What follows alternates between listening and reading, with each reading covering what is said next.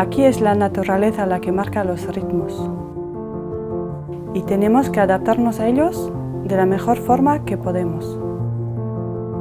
Cada día es diferente. De alguna manera somos como equilibristas.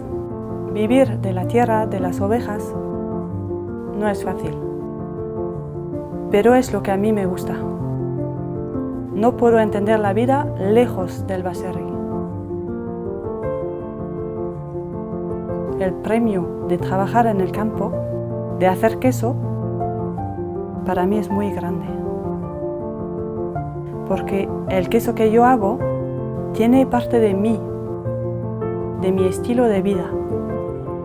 Y eso es algo que me hace pensar, sí, merece la pena el esfuerzo.